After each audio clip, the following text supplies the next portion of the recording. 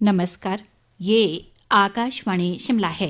अब आप प्रभा शर्मा से प्रादेशिक समाचार सुनिए। प्रधानमंत्री नरेंद्र मोदी कल नई दिल्ली में राष्ट्रमंडल विधिक शिक्षा संघ, राष्ट्रमंडल अटॉर्नी और सॉलिसिटर जनरल सम्मेलन का उद्घाटन करेंगे। सम्मेलन का विषय न्याय प्रणाली में सीमा पार चुनौतियां हैं। इसमें कानून और न्याय से संबंधित महत्वपूर्ण मुद्दों, न्यायिक प्रक्रिया और वकालत के नैतिक आयाम, जवाबदेही और आधुनिक कानूनी शिक्षा पर पुनर्विचार जैसे महत्वपूर्ण मुद्दों पर विचार विमर्श होगा। एशिया प्रशांत, अफ्रीका और कैरेबियाई क्षेत्र में फैले राष्ट्रमंडल देशों के अटॉर्नी और सॉलिसिटर जनरल विभिन्न अंतर्राष्ट्रीय प्रतिनिधिमंडलों के साथ सम्मेलन में भाग लेंगे। लोक निर्माण मंत्री विक्रमादित्य सिंह ने कहा है कि प्रदेश में बर्फबारी के कारण अवरुद्ध सड़कों को खोलने का कार्य युद्ध स्तर पर किया जा रहा है और 250 के आसपास मशीनें बर्फ हटाने के लिए लगाई गई हैं। उन्होंने कहा कि बर्फबारी के कारण 376 रूट हिमाचल पथ परिवहन निगम की बसों के प्रभावित हुए हैं। इसी तरह लगभग 250 रूटों पर निजी बसें भी नहीं चल पाईं। लोक निर्माण मंत्री ने कहा कि शिमला, कुल्लू, लाहौल स्पीति और चंबा में सैकड़ों छोटी बड़ी गाड़ियां भारी हिमपात की वजह से सड़क किनारे फंसी हुई हैं।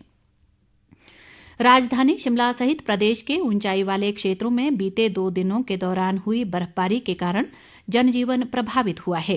प्रदेश में 2 दिन की बर्फबारी से 4 राष्ट्रीय उच्च मार्गों सहित 720 से अधिक सड़कें और 2243 बिजली के ट्रांसफार्मर बंद हो गए हैं।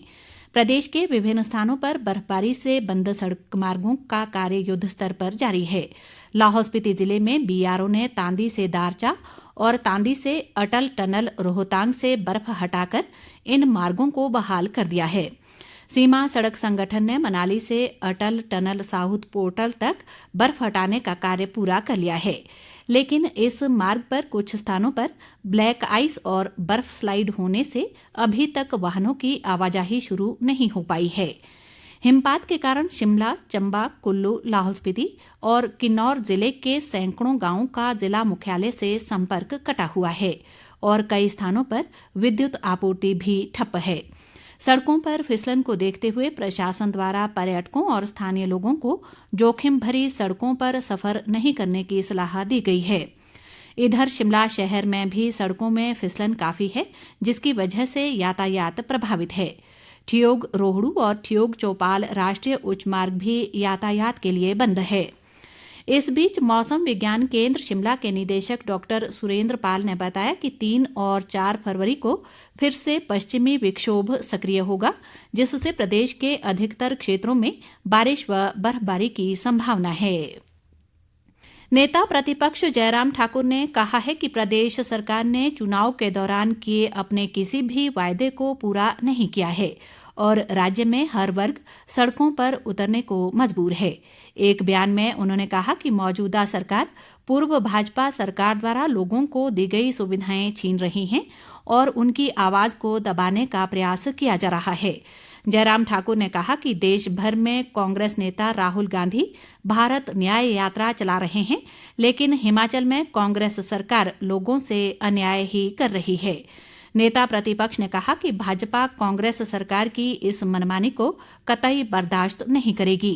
जयराम ठाकुर ने कहा कि भाजपा के राष्ट्रीय अध्यक्ष जगत प्रकाश नड्डा 3 व 4 फरवरी को धर्मशाला में जनसभा को संबोधित करेंगे। उन्होंने कहा कि इससे भाजपा के सभी कार्यकर्ताओं का मनोबल व ऊर्जा बढ़ेगी। नेता प्रतिपक्ष ने दावा किया कि लोकसभा चुनाव में भाजपा प्रदेश की 4 सीटों पर ऐतिहासिक जीत दर्ज करेगी।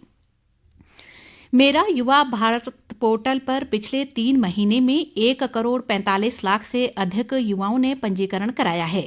प्रधानमंत्री नरेंद्र मोदी ने 31 अक्टूबर को राष्ट्रीय एकता दिवस पर देश के युवाओं के लिए माई भारत प्लेटफॉर्म का शुभारंभ किया था। इस पोर्टल की कल्पना युवा विकास के लिए एक महत्वपूर्ण प्रौद्योगिकी संचालित सुविधा प्रदाता के रूप में की गई है। पोर्टल के माध्यम से युवाओं को उनकी आकांक्षाओं को साकार करने और एक विकसित भारत के निर्माण में योगदान देने के लिए समान अवसर प्रदान करने के व्यापक लक्ष्य हैं। युवा कार्य और खेल मंत्रालय ने कहा है कि देश भर के युवा माय भारत पोर्टल पर पंजीकरण कराकर पोर्टल पर उपलब्ध विभिन्न अवसरों और कार्यक्रमों का लाभ उठा सकते हैं। इसी के साथ ये समाचार बुलेटिन समाप्त हुआ। नमस्कार।